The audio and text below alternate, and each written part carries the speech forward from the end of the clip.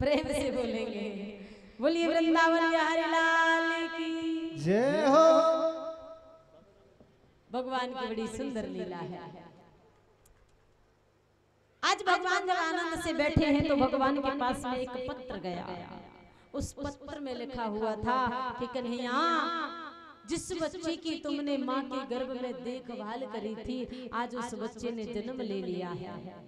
और वो बच्चा जन्म लेते ही आसन लगा करके बैठ गया कन्हैया, और वो बच्चा जोर जोर से रो रहा है। पता नहीं बड़ी राहें देख रहा है, किसी को ढूंढ रहा है। कन्हैया, यदि तुम्हारी कृपा हो जाए, तुम आ जाओ तो बड़ा आनंद आ जाए। तो भगवान कुर्ता टोपी लेकर के पधारे। जैसे ही भगवान आए तो भगवान ने उस बालक को देखा, बालक ने भगवान को देखा, तो भगवान को देखते ही वो बालक जोर जोर से मुस्कुराने लगा। भगवान ने आकर के उस बालक को हृदय से लगाया तो बालक खिलखिला करके हंसने लगा, जोर जोर से हंसने लगा।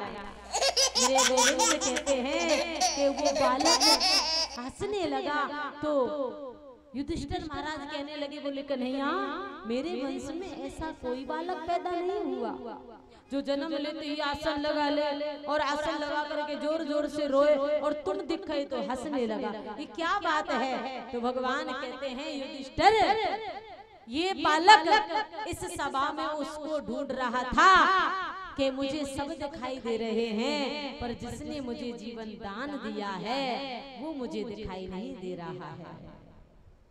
तो ये मुझे ढूंढ रहा था। भगवान को हृदय से लगाया। भगवान ने आज इसको आशीर्वाद दिया, उसका नामकरण किया, उसका नाम रखा परीक्षित। परीक्षित महाराज का जन्म हो गया। प्रेम से बोलेंगे, बोलिए परीक्षित महाराज की जय हो। परीक्षित महाराज का जन्म हो चुका है। कमल सिंह जी, यदि मेरी आवाज सुन रहे हो तो कथा को ध्यान से श्रवण करना। अब यहाँ से कथा बड़े भाव से शुभारंभ होने वाली है, क्योंकि अब श्री सुखदेव जी ने और परीक्षित जी का अवतार कर दिया है। परीक्षित जी ने जन्म लिया, परीक्षित जी बड़े होने लगे। धीरे धीरे परीक्षित जी बड़े होने लगे। परीक्षित जी जवान हो गए, उनका विवाह हो गया। उनके एक पुत्र हुए जिनका नाम हुआ जन्मेजय। आज परीक्षित जी को सभी ने आशीर्वाद दिया। पांचों पांडव आशीर्वाद देकर के उसे राजा बना करके चले गए। पांचों पांडव हिमालय की कोख में धीरे धीरे भगवान का भजन करते हैं और सभी 90 प्रकार की भक्ति को पार करते हुए जब 10वीं प्रकार की भक्ति में प्रवेश करते हैं तो धीरे धीरे सबका संपूर्ण शरीर पानी बन करके गदगद होते हुए बहने लगते हैं। महाराज सभी पानी बन करके बहने लगे, उस हिमालय की कोख में समा गए। लेकिन युधिष्ठिर महाराज का शरीर गदगद नहीं हुआ, उनका शरीर पानी नहीं बना। उसी समय वहां पर एक आकाशवाणी हुई। आकाशवाणी ने कहा, हे युधिष्ठिर, हम तुम्हें स्वर्ग में ले जाना चाहते हैं। तो युधिष्ठिर ने कहा, बोले हम भी तैयार हैं। एक कारण है। क्या? बोले तुम्हारे साथ जो कुत्ता चल रहा है ना, ये स्वर्ग में जाने का अधिकारी नहीं है। तो युधिष्ठिर महाराज कहते हैं, जिसने कर्म किया हो उसे फल अवश्य मिलना चाहिए, चाहे वो जानवर हो चाहे वो मनुष्य हो। इसने भी मेरे साथ कर्म किया है, ये भी जाने का अधिकारी है। युधिष्ठिर महाराज की इस प्रसन्नता को देख करके वहां पर धर्मराज महाराज प्रकट हो गए। वो कुत्ता कोई और नहीं, स्वयं धर्मराज महाराज हैं, जिन्होंने युधिष्ठिर महाराज को दर्शन दिया।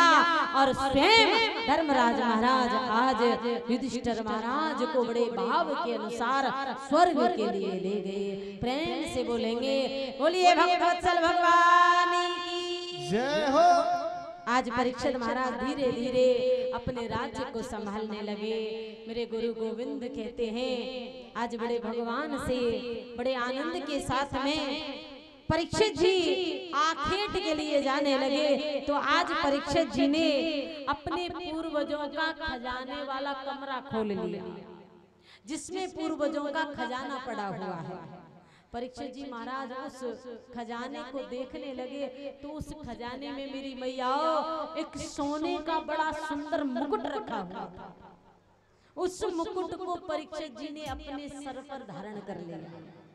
सर पर धारण जैसे ही किया तो मन की इच्छाएं जागृत हो गई कि हम राजा बने हैं, पर राजा बनने का कोई फायदा नहीं उठाया।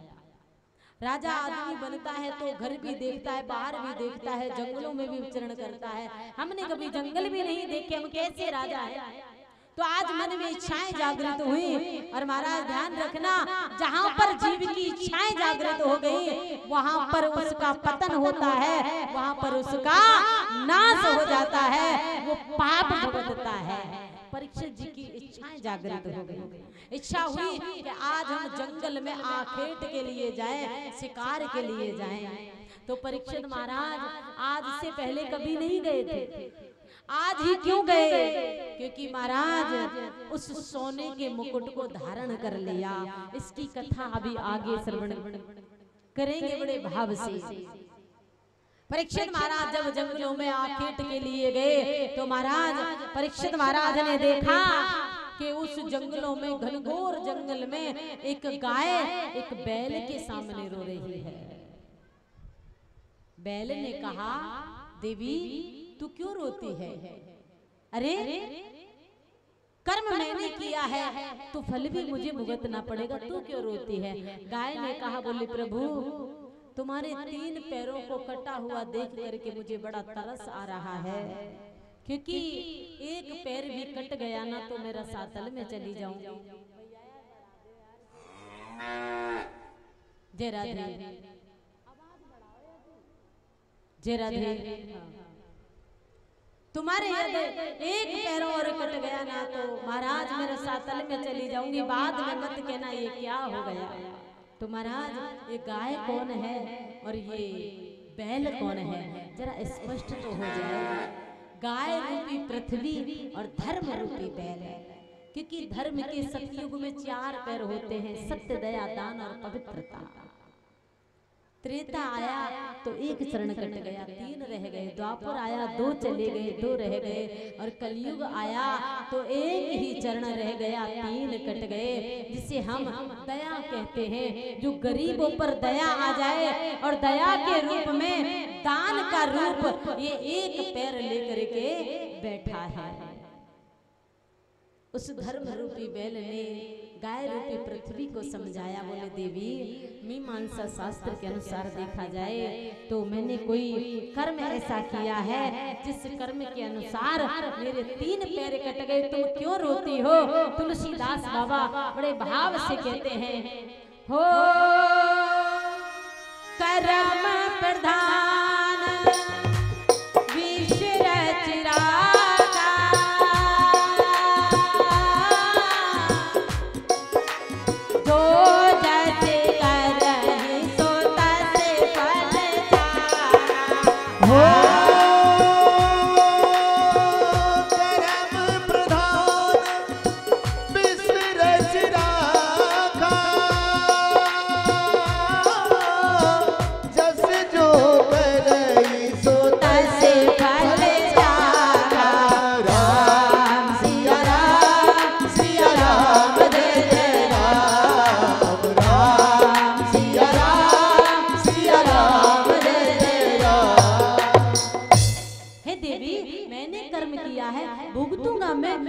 रोती है। तो उस धरती रूपी गाय ने कहा, बोले प्रभु अधर्म जब बढ़ता है और धर्म जब घटता है तो भार मुझे सहन करना पड़ता है।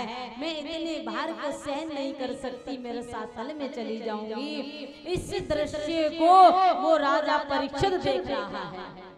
राजा परीक्षित ने जब इस दृश्य को देखा तो बड़े भाव से अपने म्यान से तलवार निकाली और कहा, बोले किसने काटा है तुम्हारे 3 पैरों को, मुझे बताओ। तो वो धर्म रूपी बैल राजा परीक्षित से कहने लगा, महाराज तुम कौन हो? तुम्हें क्या पड़ी? तुम कहां से आए हो? परीक्षित ने कहा, बोले मेरा नाम परीक्षित है, मैं इस सृष्टि का इस जगह का मैं राजा हूँ, यहाँ पर मैं किसी को कष्ट होने नहीं देता। मेरे सामने किसी को कष्ट हो तो मैं उसे जान से मार दूंगा। बताओ कौन है जिसने तुम्हारे 3 पैरों को काटा है? महाराज इतनी ही देर में एक काला काला लंबा तगड़ा, जिसकी गोल गोल लाल लाल मोटी मोटी आंखें, लंबी लंबी भुजाएं, हाथ में नग्न तलवार लिए सामने आ गया। कहा बोले राजन वो मैं हूँ जिसने 3 पैरों को काटा है। तू कौन है? कि मेरा नाम कलयुग है। राजन तुम राजा हो और राजा का कर्तव्य होता है कि अपनी प्रजा को सुख से और शांति से रखना। मैं भी इस सृष्टि में रहने वाला हूँ। बताओ राजन मेरा कोई स्थान बताओ, मैं कहां पर जाऊं? तो राजा परीक्षित ने कहा कि मैं तुम्हें 4 जगह देता हूँ, जाओ तुम उस जगह पर रहो। तो कलयुग ने कहा महाराज कौन सी जगह है? बोले पहली जगह वो है कि जहाँ पर मदरा का पान किया जाता हो, वहाँ पर कलयुग तेरा वास हो। कलयुग ने कहा बोले प्रभु ये तो स्थान गंदा है, कोई और स्थान बताओ ना। तो परीक्षित ने कहा बोले जा मैं तुझे वहाँ पर भेजता हूँ जहाँ पर वेश्यागमन होता हो, वहाँ पर कलयुग तेरा वास हो। प्रभु ये भी स्थान है, कोई और स्थान बताओ ना। तो परीक्षित ने कहा कि जहाँ पर कपटता पूर्ण झूठ का आचरण होता हो, वहाँ पर कलयुग तेरा वास हो। बोले वो भी स्थान गंदा है। तो बोले जाओ जहाँ पर वेदों की उल्लंघना होती हो, शास्त्रों की अवहेलना होती हो, संतों का निरादर होता हो, वहाँ पर कलयुग तेरा वास हो। प्रभु ये भी स्थान गंदा है, कोई और स्थान बताओ ना। तो कलयुग ने राजा के चरण पकड़ लिए। राजा उस समय अभिमान में आ गया, और जो अभिमान में आ जाता है ना महाराज उसका पतन जल्दी हो जाता है। राजा अभिमान में आया तो कलयुग ने कहा प्रभु ये चारों स्थान तो गंदे हैं, यदि तुम्हारी कृपा हो जाती कोई अच्छा स्थान दे देते तो बड़ा आनंद आता। तो राजा परीक्षित अभिमान में आ गए और राजा परीक्षित ने कहा जाओ मैं तुम्हें स्वर्ण में भी वास देता हूँ, तुम सोने में भी वास करो। महाराज शास्त्र कहते हैं कि सोने में परमात्मा का वास है। अब एक म्यान में 2 तलवार तो नहीं आती, लेकिन भगवान कहते हैं कि सोना भी 2 प्रकार का होता है। एक तो अपने द्वारा कमाए हुए धन का पवित्र सोना, उसमें कलयुग वास नहीं करता, और एक जो दूसरों का हड़पा हुआ सोना, अपहरण किया हुआ, दूसरों का चोरी किया हुआ सोना, उसमें कलयुग वास करता है। जैसे ही राजा ने कहा कि तुम्हें मैं स्वर्ण में भी वास देता हूँ, उसी क्षण कलयुग ने देखा कि राजा परीक्षित ने सोने का मुकुट पहन रखा है। मौका पाकर के कलयुग उस राजा के सोने के मुकुट में प्रवेश कर गया। क्यों? क्योंकि राजा ने जिस मुकुट को पहन रखा था वो मुकुट जरासंध का था। भगवान ने भीम और जरासंध में युद्ध करवाया, भीम के हाथों जरासंध का उद्धार करवाया, तो भीम उस मुकुट को लेकर के आए और उसे अपने राजकोष में रख दिया। उसी मुकुट को पहन करके आज राजा परीक्षित आखेट के लिए गया है। तो कलयुग ने मौका पा करके परीक्षित के मुकुट में प्रवेश कर लिया। राजा की बुद्धि बिगड़ गई। राजा की बुद्धि इतनी बिगड़ गई कि राजा उस निर्जन वन में भटकने लगा, दर दर ठोकर खाने लगा। और राजा ने एक आश्रम पर एक संत को भजन करते हुए देखा, तो राजा ने उसी क्षण भूख और प्यास की याचना करी। महाराज हमें जल पिलाओ, हमें भूख लगी है, कुछ खिलाओ। तो वो समिक ऋषि बड़े आनंद से भगवान के भजन में लीन थे। आज महाराज जब वो भजन में लीन थे, उसी क्षण राजा को क्रोध आया और राजा ने इधर उधर देखा तो एक मरा हुआ काला नाग दिखाई दिया। उस मरे हुए काले नाग को उठा करके राजा ने समिक ऋषि के गले में डाल दिया। और राजा अपने महलों की तरफ जाने लगा। राजा ने जैसे ही महलों में जाकर के अपना सोने का वो मुकुट उतारा तो राजा को होश हुआ कि मैंने एक संत का अपमान किया है, मुझे इसी क्षण मर जाना चाहिए, मुझे जीने का कोई अधिकार नहीं, मैं इसी समय मर जाऊं, मेरा प्राणांत हो जाए, मेरी श्वास रुक जाए, मेरे ऊपर बिजली गिर जाए, मुझे जीने का कोई हक नहीं। महाराज उसी क्षण इधर शमीक ऋषि के पुत्र श्रृंगी ऋषि का आगमन हुआ और श्रृंगी ऋषि ने जब अपने पिता शमीक ऋषि के गले में मरे हुए काले नाग को देखा तो वहां पर छोटे छोटे ऋषि कुमार खेल रहे थे। उनसे पूछा कि ये विनोद ऐसा उपहास ऐसा मजाक मेरे पिता के साथ में किसने किया है? तो शमीक ऋषि के पुत्र श्रृंगी ऋषि से उन छोटे छोटे ऋषि कुमारों ने कहा, बोले ये मजाक उस राजा परीक्षित ने किया है।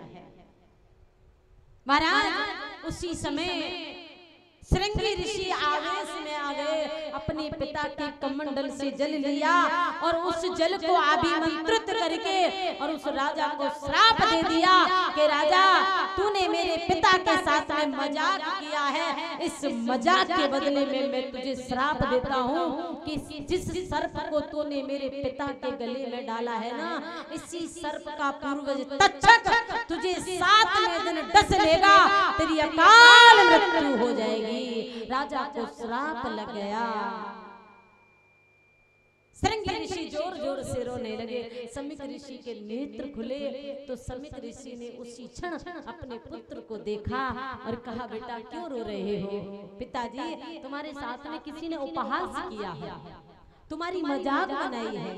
कोई बात नहीं बेटा, हम संत हैं और संत हमेशा सरल हृदय के होते हैं। नहीं पिताजी, मैंने उस राजा को ऐसा दंड दिया है कि आज के बाद में कोई भी राजा किसी का मजाक नहीं करेगा। पिताजी कहने लगे क्या किया है? बोले उसको श्राप दिया है कि जिस सर्प को तुम्हारे गले में डाला है ना, इसी का पूर्वज तक्षक उसे 7वें दिन डस लेगा, उसकी अकाल मृत्यु हो जाएगी, वो राजा सीधा नरक में जाएगा। शमीक ऋषि के नेत्र सजल हो गए और कहने लगे, बेटा आगे कलयुग आने वाला है और उस कलिकाल कलयुग में हर संत का मजाक उड़ाया जाएगा। बेटा यदि संत इसी प्रकार श्राप देने लगे तो पूरी सृष्टि श्राप रहित हो जाएगी। बेटा फिर इस सृष्टि का उद्धार कैसे होगा? तुमने अच्छा नहीं किया। अपने गौरमुख नाम के शिष्य को बुलाया और बुला करके उन्हें आदेश दिया कि जाओ जाकर के उस राजा से कहो कि राजन जीते जी मुक्ति का कोई यत्न कर लो। उस गौरमुख नाम के शिष्य ने जाकर के आवाज लगाई कि राजन जीते जी मुक्ति का कोई यत्न कर लो। हो मुक्ति का कोई तो जतन कर ले, जतन कर ले, रोज थोड़ा थोड़ा हरि का भजन कर ले, रोज थोड़ा थोड़ा हरि का भजन कर।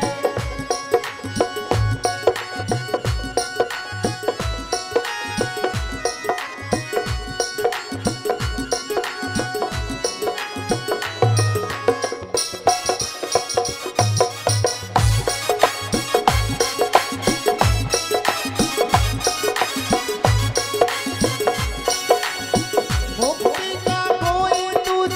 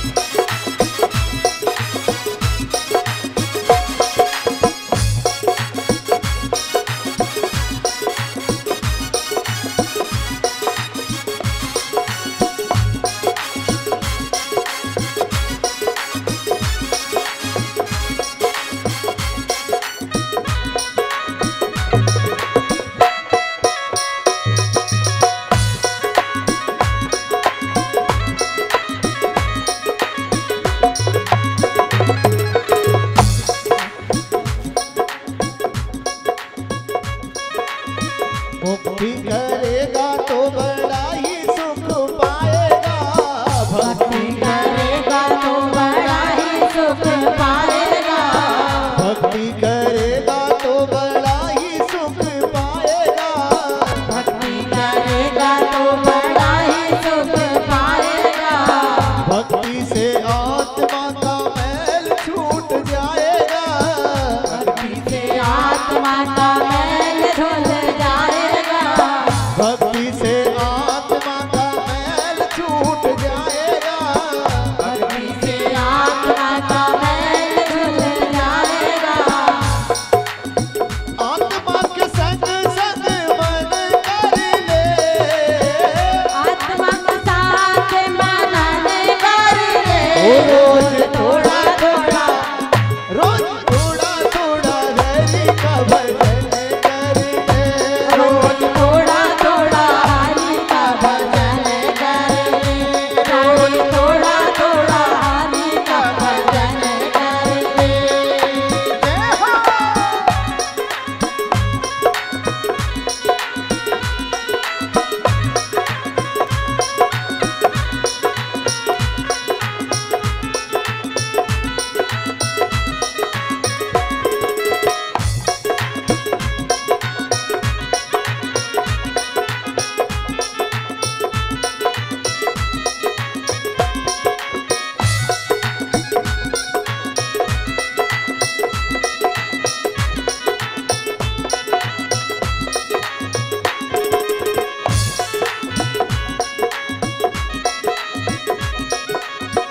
संगत करे अच्छे लोगों की।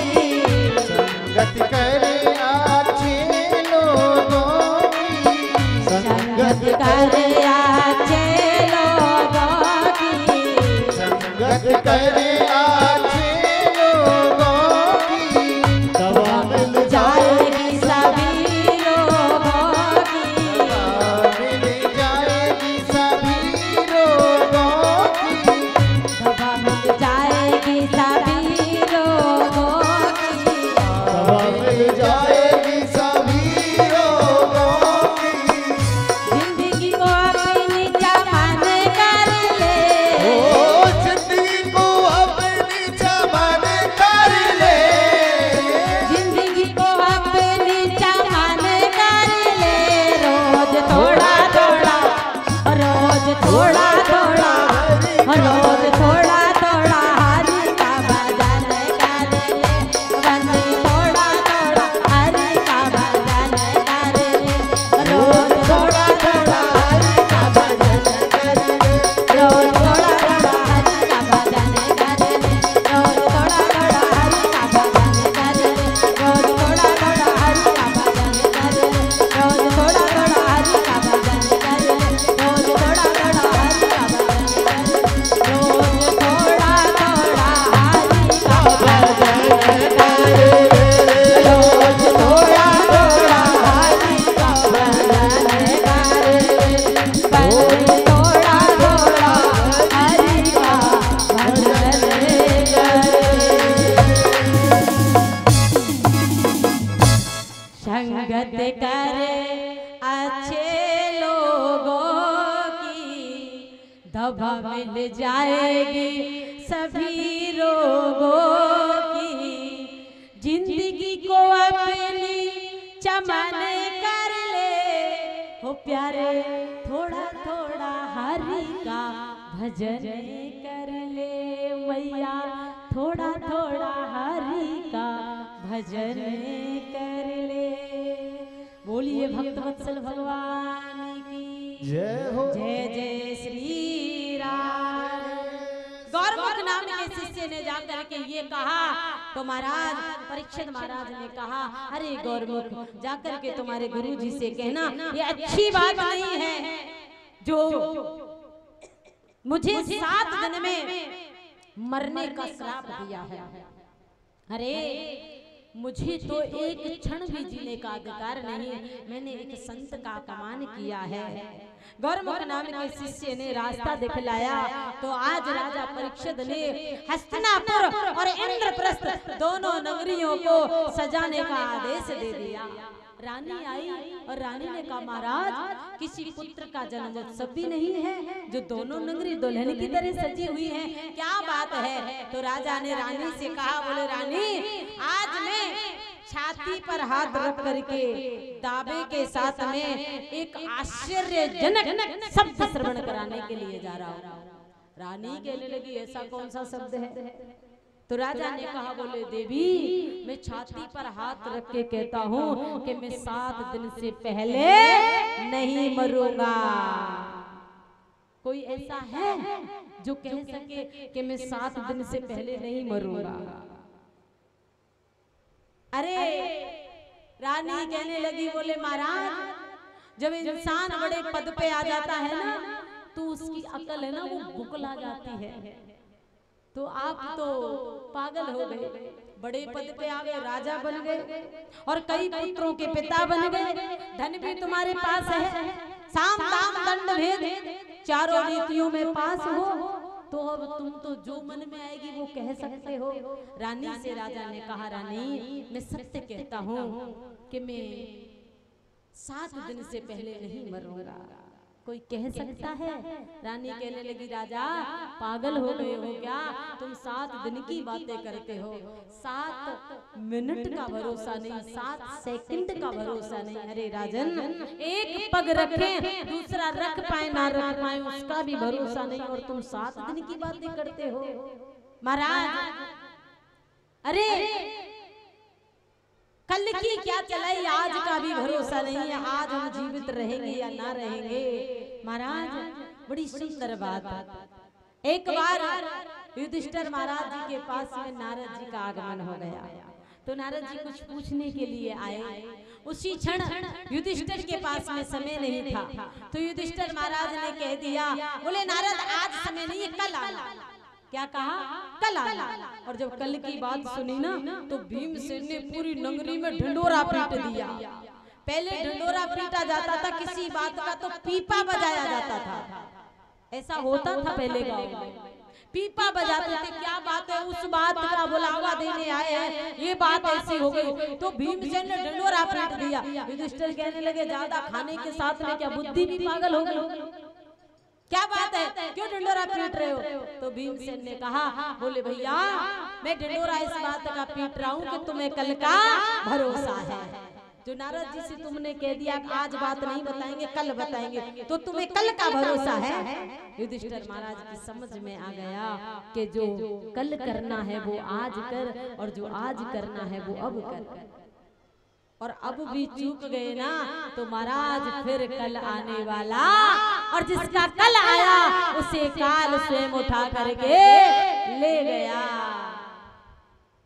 राजा ने रानी से कहा तो रानी भी बड़ी आश्चर्य में पड़ गई। आज श्री सूत भगवान बड़े आनंद के साथ में कहते हैं कि राजा परीक्षित ने अपने पुत्र जन्मेजय को राजगद्दी पर बिठा दिया और स्वयं संत वेश धारण करके और गंगा मैया में कूद पड़े। मैया मैं आ गया, मेरा उद्धार कर दे।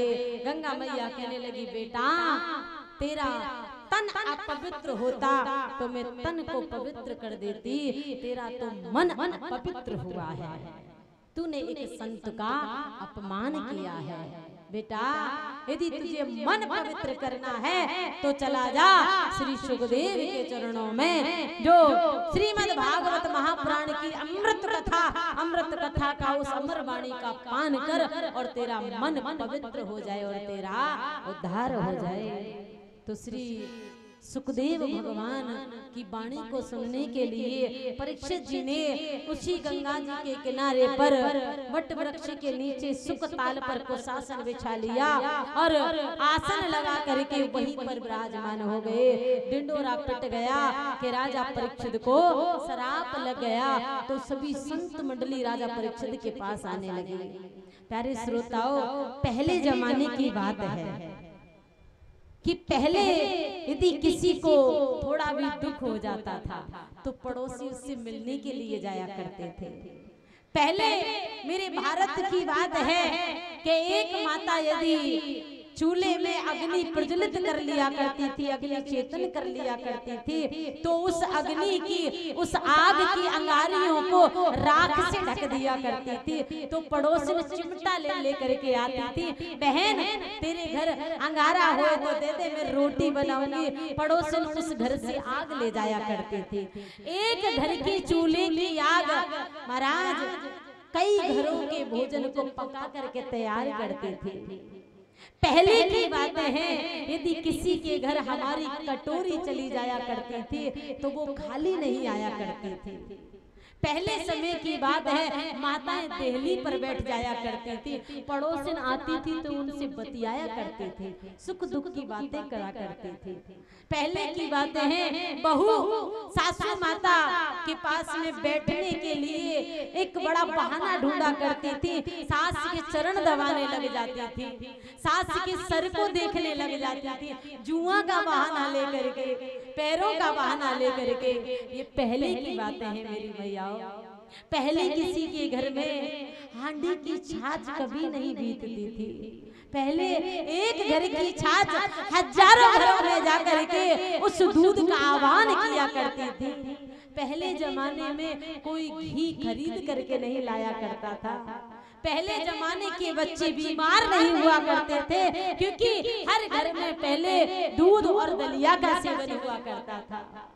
पहले जमाने में बुजुर्ग यदि कोहू पर बैठ जाया करते थे तो सारी सारी रात बैठ करके निकाल दिया करते थे, इतनी बातें किया करते थे। पहले मेरा भारत ऐसा था और आज मेरे भारत की ऐसी दुर्दशा है कि बस मैं क्या बताऊं मेरी मैयाओ। घर में सास बहू भी एक जगह बैठ करके बात नहीं कर सकती हैं, पति पत्नी भी बैठ करके बात नहीं कर सकते हैं। बात करते हैं तो आजकल महाराज ये नेट का सिस्टम ऐसा आ गया, भोजन की भी बोलेंगे तो व्हाट्सएप पे बात होती है, भोजन कर लो आ जाओ।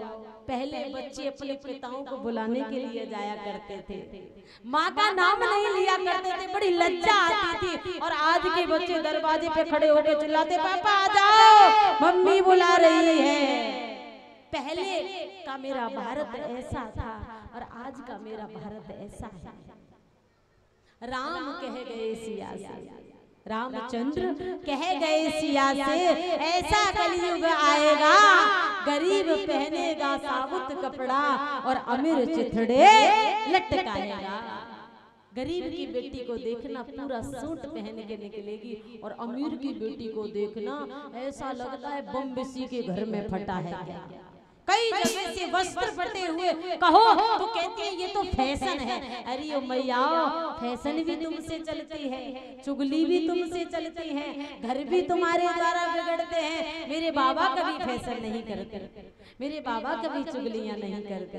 तो मेरी मैया, जो हमारे अंदर गलत आदत है वो हमें छोड़ देनी चाहिए, जिसके कारण घर बिगड़ रहा हो उन बातों का कभी सेवन करना नहीं चाहिए। परीक्षित महाराज को श्राप लगा तो संत मंडली आई और संत मंडली आकर के वहां पर हरि कीर्तन करने लगी। भगवान का हरि कीर्तन होने लगा, हरि संकीर्तन में सभी आनंद लेने लगे। स्वर लहरी ऐसी गूंजी कि आज मेरे श्री सुखदेव के कानों में वो स्वर लहरी पहुंच गई। और आज श्री सुखदेव राजा परीक्षित के पास चल करके आ रहे हैं। हजारों संख्या में संत मंडली विराजमान है और उस संत मंडली के बीच में मेरे श्री सुखदेव भगवान का आगमन हो गया। प्रेम से बोलेंगे, बोलिए श्री सुखदेव भगवान की जय हो। सुखदेव भगवान का आगमन हुआ, परीक्षित जी और संत मंडली खड़े हो गए, उनका स्वागत किया और स्वागत करने के बाद में कुशा आसन दिया। कुशा आसन देने के बाद में और श्री सुखदेव भगवान का पूजन परीक्षित जी ने किया। और परीक्षित जी कहने लगे, महाराज एक बात बताओ कि जल्दी मरने वाले व्यक्ति को क्या करना चाहिए। परीक्षित जी, जल्दी मरने वाले व्यक्ति को क्या करना चाहिए, मैया बताओ। यदि हमें पता चल जाए कि हम 10, 15, 20 दिन के बाद मरने वाले हैं तो क्या करना चाहिए। हाँ बाबा बोलो। डॉक्टर साहब कहते बोले भैया बस तू तो महीना 2 महीना को मेहमान है और जो कुछ करना हो भाई कर ले। तो क्या करेंगे हम?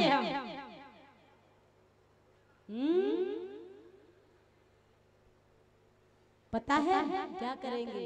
डॉक्टर ने तो आयु लिखी है 1 महीने की और हम चिंता कर करके 8 दिन में ही पधार जाएंगे। चिंता करेंगे, चिंतन नहीं करेंगे। एक बात बताऊं, जल जब बहता है ना तो ऊपर से नीचे की तरफ बहता है। जहां पर ढलान होती है उधर जल बह करके आता है और जब जल को नीचे से ऊपर ले जाया जाता है तो किसकी आवश्यकता पड़ती है? बोलो।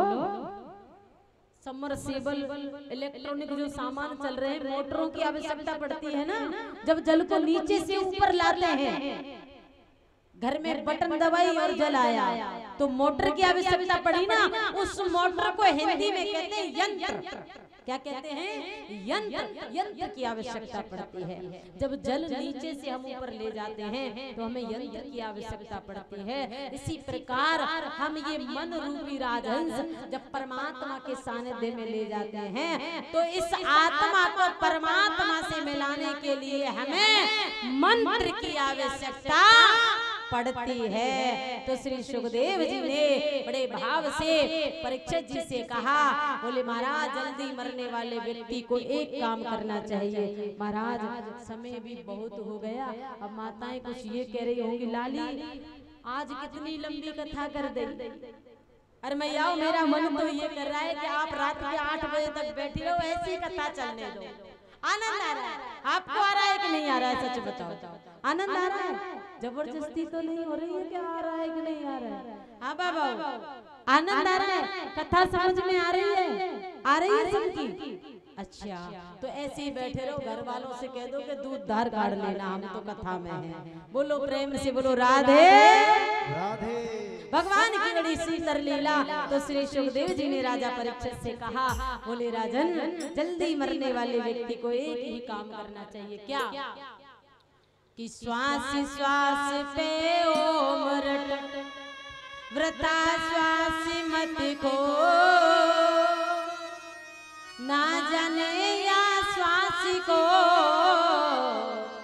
आवने हो न हो। हे प्राणी तुझे हर श्वास पर ओम का उच्चारण करना चाहिए। तू अपनी श्वासों को व्यर्थ में ना खो। तो महाराज परीक्षित जी ने बड़े भाव से सुखदेव जी का स्वागत किया, लेकिन सुखदेव जी उस कथा को श्रवण करने के लिए उस सुखताल पर गंगा जी के किनारे पर बट वृक्ष के नीचे कुशासन बिछा करके उत्तर विमुख होकर के बड़े भाव से विराजमान हो गए और कहने लगे कि प्रभु इस सृष्टि में सुखदेव जी कहते हैं कि करसी कर्म करो विदनाना, मन राखो जहां कृपा निधाना। कर्म चाहे कैसा भी करो लेकिन मन तो परमात्मा के सानिध्य में रखना चाहिए। आज मेरे गोविंद की बड़ी सुंदर कथा सुखदेव जी ने बड़ा सुंदर शब्द श्रवण कराया कि श्वास श्वास पे ओम रट, वृथा श्वास मत खोए, और ना जाने या श्वास को आवन होए ना होए। तब भी परीक्षित जी के मन में जिज्ञासाएं उत्पन्न हो गई। परीक्षित जी ने मन में विचार किया कि अब हम संसार से जाने वाले तो हैं, तो क्यों ना कुछ जानकारी हम परमात्मा से ले लेते हैं। भगवान श्री सुखदेव जी से परीक्षित जी ने प्रश्न कर दिया कि प्रभु आप मुझे एक बात बताएं कि इस संसार में सबसे पहले क्या था।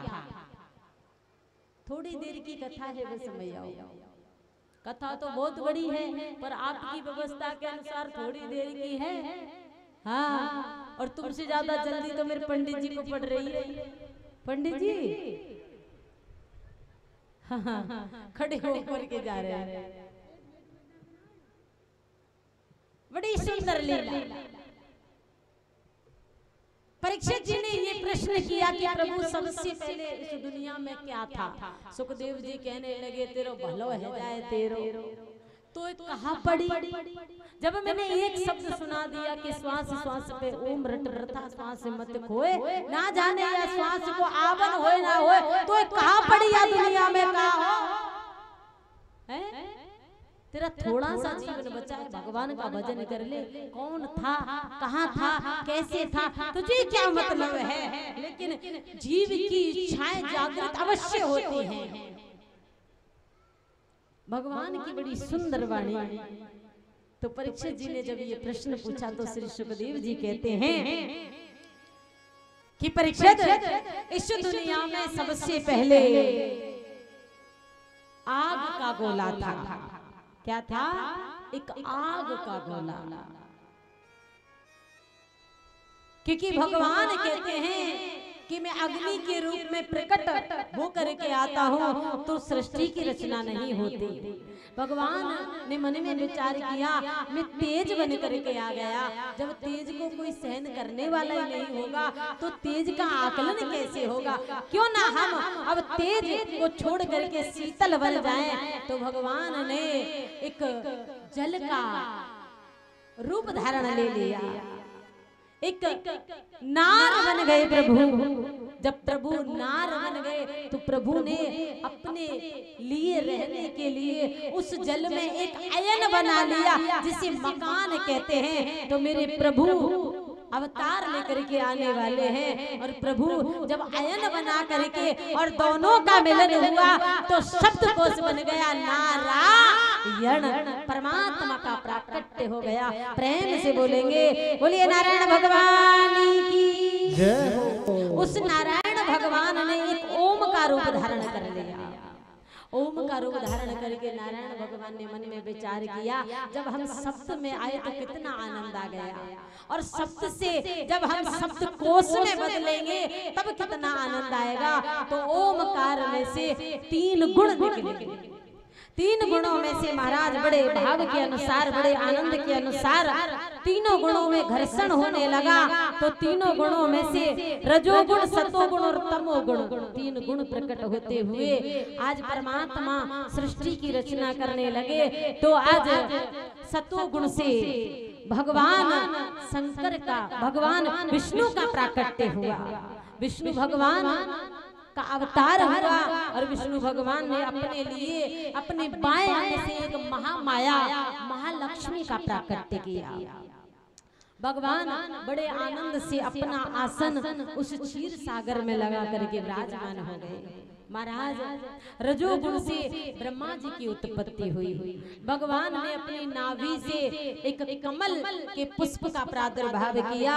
उस कमल के पुष्प को ब्रह्मलोक में स्थापित किया और ब्रह्मा जी ब्रह्मलोक में जाकर के अपना आसन लगा करके रहने लगे। ब्रह्मा जी ने ब्रह्माणी नाम की एक नारी प्रदान की। और प्यारे श्रोताओं, तमोगुण से भगवान शंकर का प्राकट्य हुआ और भगवान शंकर ने अपने लिए एक शक्ति नाम की नारी प्रदान की और भगवान शंकर कैलाश पर्वत पर रहने लगे। भगवान शंकर का दूसरा स्थान है जिसे हम मोक्ष धाम कहते हैं, शमशान कहते हैं। ध्यान रखना, जो लोग सबको अपना मान करके बैठे हैं उनके मन में कभी गिलानी आए तो 2 मिनट के लिए उस शमशान में जाकर के बैठ जाना। वो शमशान हमें ये दर्शाता है कि कोई किसी का नहीं है। यदि घर में मन नहीं लग रहा हो तो शमशान में जाकर के मन अपने आप लग जाएगा। काय की व्यर्थ चिंता करे महाराज। तीनों गुणों में जब घर्षण हुआ तो तीनों गुणों से 5 तत्व निकले। चित्त जल पावक गगन समीरा, पंच रचित अति अधम शरीरा। महाराज चित्त जल पावक गगन समीरा यानी जल वायु आकाश पृथ्वी, बड़े भाव के अनुसार इन 5 तत्वों का निर्माण किया भगवान ने। 5 तत्वों को अपने अपने जगह पर आसन दे दिया, सब अपना अपना काम करने लगे। तो आज मेरे भगवान बड़े भाव के अनुसार आज विष्णु भगवान ब्रह्मा जी को सृष्टि रचने की आज्ञा देते हैं। तो आज ब्रह्मा जी ने बड़े भाव के अनुसार, बड़े आनंद के अनुसार अपने मन से मरीचि और नेत्रों से अत्रि, मुख से अंगरा, कान से पुलस्त्य ऋषि और नाभि से पुलहा, हाथ से कृतु और त्वचा से भृगु, प्राण से वशिष्ठ और अंगूठे से दक्ष और गोद से नारद भगवान का आगमन किया। ब्रह्मा जी ने 10 पुत्रों की प्राप्ति की। भगवान बड़े भाव के साथ में सृष्टि रचना करने लगे। तो ब्रह्मा जी ने सबसे पहले जय और विजय को उत्पन्न किया। उनको आदेश दिया, जाओ विष्णु भगवान के द्वारपाल बन करके रहो। तो जय और विजय विष्णु भगवान के द्वारपाल बन करके रहने लगे। भगवान ब्रह्मा जी ने बड़े भाव के अनुसार सृष्टि रचना करते हुए आज ब्रह्मा जी ने अपनी छाया से कर्दम ऋषि, पीठ से अज्ञान, हृदय से ज्ञान और वाणी से मां सरस्वती का प्राकट्य किया। मेरे श्री चतुर्देव की बड़ी सुंदर कृपा, आशीर्वाद, आप सभी भक्तों का आज ये प्रेम जो आज हम भगवान की कथा में बड़े भाव के अनुसार इस सृष्टि रचना की चर्चा कर रहे हैं। सृष्टि रचना में आज भगवान ने बड़े भाव से बड़ा सुंदर भाव प्रकट किया है। सरस्वती माता इतनी सुंदर थी प्यारे कि उस सरस्वती को देख करके स्वयं ब्रह्मा जी मोहित हो गए। सरस्वती की तरफ बढ़ने लगे। माँ सरस्वती कहने लगी, तुम मेरे पिता हो, आगे बढ़ोगे तो मैं तुम्हें श्राप दे दूंगी। तो सरस्वती माँ पर स्वयं ब्रह्मा जी मोहित हो गए, क्योंकि माता सरस्वती अति सुंदर है। सुंदरता को देख करके अपनी वासनाओं को वो बस में नहीं कर पाए। तो माँ सरस्वती ने अपने पिता से हट करके दूसरा आसन ले लिया, दूसरी दिशा में चली गई। और दूसरी दिशा में सरस्वती को देखने के लिए ब्रह्मा जी ने दूसरी दिशा में दूसरा मुख प्रकट कर लिया। माँ सरस्वती तीसरी दिशा में चली गई, तीसरा मुख प्रकट किया। चौथी में गई तो चौथा मुख प्रकट कर लिया। आज ब्रह्मा जी ने 4 मुखों से 4 पुत्रों का आगमन किया है, सनक, सनंदन, सनातन और सनत कुमार। और इन 4 पुत्रों के आदेश से हमारे 4 वेदों का निर्माण हो गया। ब्रह्मा जी आगे बढ़ने लगे तो माँ सरस्वती कहने लगी, तुम मेरे पिता हो, तुम्हें शर्म आनी चाहिए, नीचे जल दिखता है। तो ब्रह्मा जी ने जल को भी श्राप दे दिया। तो जल में हरे कलर की काई छा गई। बोले ऊपर आकाश देखता है, तो आकाश को भी श्राप दे दिया। तो आकाश में धुंधकार छा गया। ब्रह्मा जी आगे बढ़ने लगे तो माँ सरस्वती कहती है, तुम आगे बढ़ोगे तो मैं श्राप दे दूंगी। ब्रह्मा जी आगे बढ़ने लगे, नहीं सहन करे तो ब्रह्मा जी को देख करके माँ सरस्वती श्राप देती है कि तुम एक कदम भी आगे आए तो तुम्हारा शरीर बीच में से चिर जाएगा। ब्रह्मा जी का पूरा शरीर बीच में से चिरने लगा। दाएं अंग से एक पुत्र का प्रादुर्भाव हुआ और बाएं अंग से एक पुत्री का प्रादुर्भाव हुआ। और ब्रह्मा जी के शरीर से एक घनघोर अंधकार निकला। उस अंधकार से 12 घंटे की रात बनाई गई और उस शरीर से एक ज्योत निकली। उस ज्योत से 12 घंटे का दिन बनाया गया। ब्रह्मा जी के शरीर से एक पुत्र और एक पुत्री का प्रादुर्भाव हुआ। विष्णु भगवान ने उनको आदेश दिया कि जाओ तुम सृष्टि रचना करो। तो दोनों ने हाथ जोड़ करके प्रार्थना की कि प्रभु हम सृष्टि रचना बाद में करेंगे, पहले हम तपस्या करेंगे। दोनों ने तप किया, 84,000 वर्ष तक तपस्या की। तो दोनों ने हस्त मैथुन के द्वारा संतान उत्पन्न की। तो उनकी 3 पुत्री और 2 पुत्र पैदा हुए, यानी उनकी 5 संतानें पैदा हुई। पुत्र हैं राजा प्रियव्रत और उत्तानपाद, बेटी हैं आकुति, प्रसूति और देहूति। आज माता देहूति का विवाह भगवान के कहने के अनुसार मनु महाराज ने अपनी पुत्री देहूति का विवाह कर्दम ऋषि के साथ में किया। और कर्दम ऋषि के यहाँ पर आज कर्दम ऋषि ने जब विवाह किया तो भगवान से एक शर्त मांगी कि प्रभु मैं विवाह तो कर लूंगा, लेकिन मेरे जीवन में जब एक पुत्र आ गया, गृहस्थ आश्रम में एक पुत्र तन की प्राप्ति होते ही मैं गृहस्थ को त्याग दूंगा। भगवान कहते हैं चिंता ना करो, ऐसा ही होगा। तो कर्दम ऋषि कहते हैं प्रभु पुत्र तो होगा, लेकिन पुत्र के रूप में आपको आना पड़ेगा। तो भगवान ने उन्हें आशीर्वाद दिया, बोले जाओ तथास्तु एवमस्तु, ऐसा ही होगा। तो आज कर्दम ऋषि के यहाँ पर नवदा भक्ति का प्राकट्य हुआ है। कला अनसुईया आदि 9 कन्याएं अवतार लेकर के आई हैं। कौन नहीं जानता माता अनसुईया का नाम, जिन्होंने अपने पति व्रत धर्म के कारण ब्रह्मा विष्णु महेश को 6-6 महीना के बालक बना लिए। माता अनसुईया की जय जयकार होने लगी। इन तीनों देवियों को अभिमान हो गया, तो इनका अभिमान दूर करने के लिए माता अनसुईया ने ब्रह्मा विष्णु महेश को 6-6 महीना के बालक बना लिए। आज माता अनसुईया की कथा से हमें ये शिक्षा मिलती है मैयाओं कि पति अपने जीवन में चाहे कैसा भी क्यों ना मिल जाए, पर हमें उसमें दोष देखना नहीं चाहिए, क्योंकि पति भी हमें कर्मों के आधार से मिलता है। अनसुईया माँ के पतिव्रत धर्म से आज भगवान ने माता अनसुईया के दर्शन किए और उन तीनों देवियों ने भी दर्शन किए। माता अनसुईया की जय जयकार होने लगी। कर्दम ऋषि के यहाँ पर नवदा भक्ति का प्राकट्य हुआ। 9 कन्याएं आई। आज महाराज 10वीं संतान के रूप में मेरे भगवान का प्राकट्य हुआ है। कपिल देव भगवान आ चुके हैं। कर्दम ऋषि ने कपिल भगवान के दर्शन किए और दर्शन करते ही कर्दम ऋषि भगवान की तपस्या के लिए चल पड़े। माता देहूती कहने लगी स्वामी बुढ़ापे में लाला भयो है और तुम कहाँ जा रहे हो? तो कर्दम ऋषि ने कहा बोले देवी अब हमारा जीवन धन्य हो गया, आगे का जीवन अब हम संन्यास में जिएंगे। कर्दम ऋषि का उद्धार हुआ, कपिल मुनि भगवान का आगमन हुआ।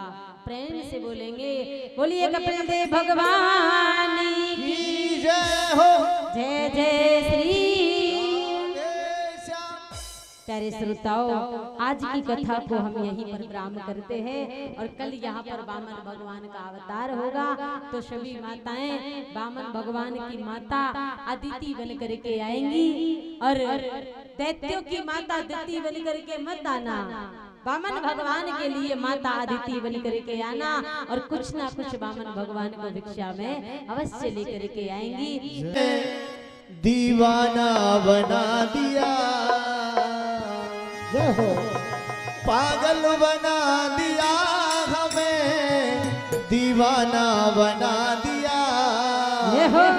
ओ सावरिया, ओ सावरिया, सावरिया तेरी चाहत में दीवाना बना दिया।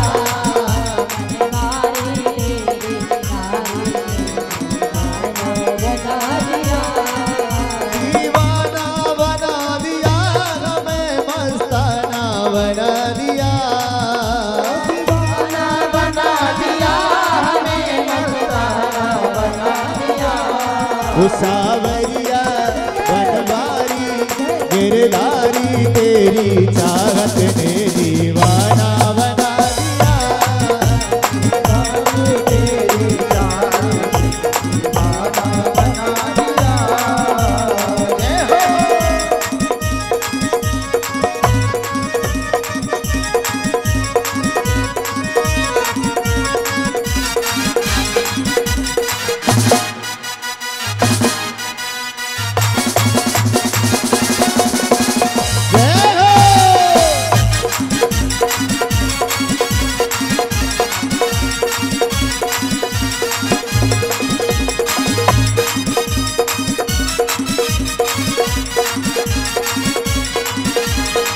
तुझ में ऐसी बात सामरे दिल ही लूट लिया। ऐसी बात सामरे दिल ही लूट लिया। हो तुझ में ऐसी बात सामरे दिल ही लूट लिया। ऐसी बात सामरे कोई पिछले जन्म का लेखा था मुस्कुल से श्याम मिला।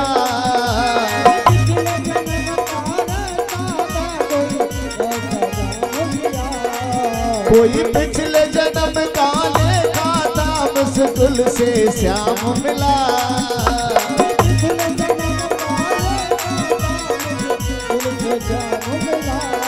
वो मेरी रोती आंखों को सांवरिया हंसना सिखा दिया।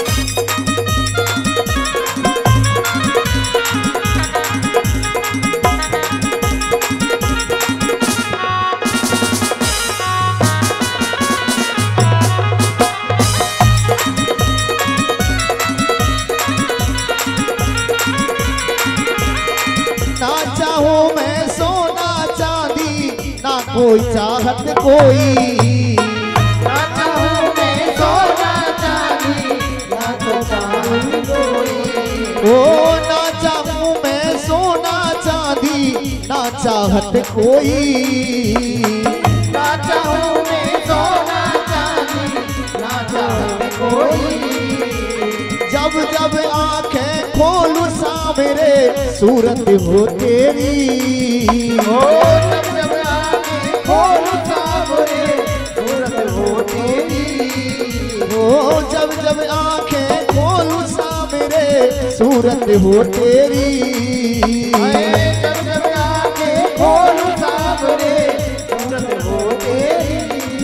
किसी लायक नहीं था सावरिया, वो किसी लायक नहीं था सावरिया में लायक बना दिया।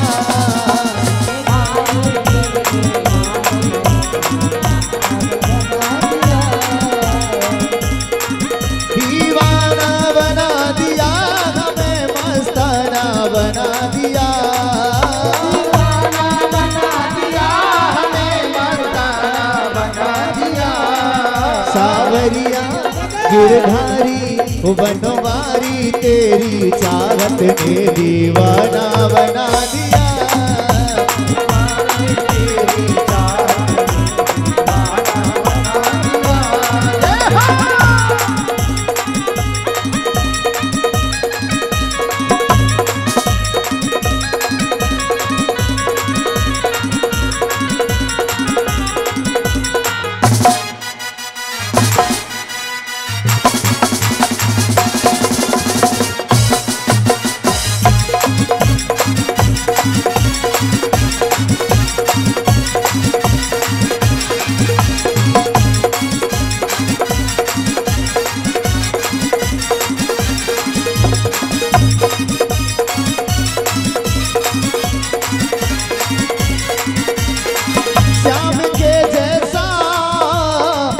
दुनिया में ना श्याम के जैसा इस दुनिया में ना।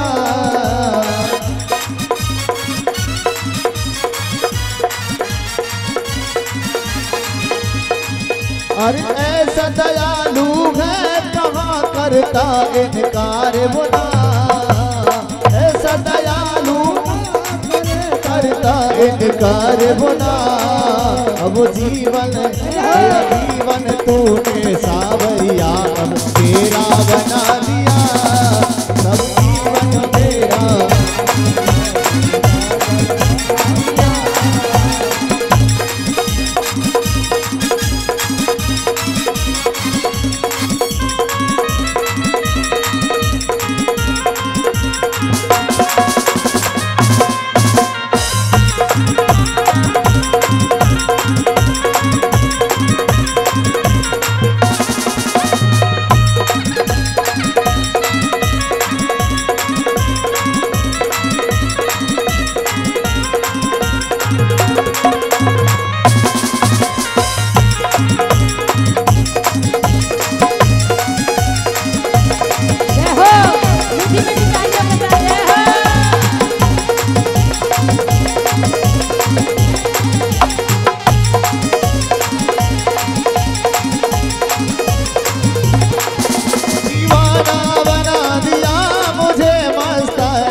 बना दिया, दीवाना बना दिया, हमें मस्ताना बना दिया।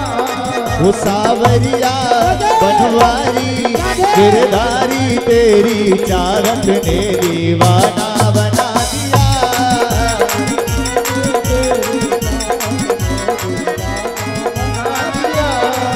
बनवारी तेरी चारत ने दीवाना बना दिया, गिरधारी तेरी चारत ने दीवाना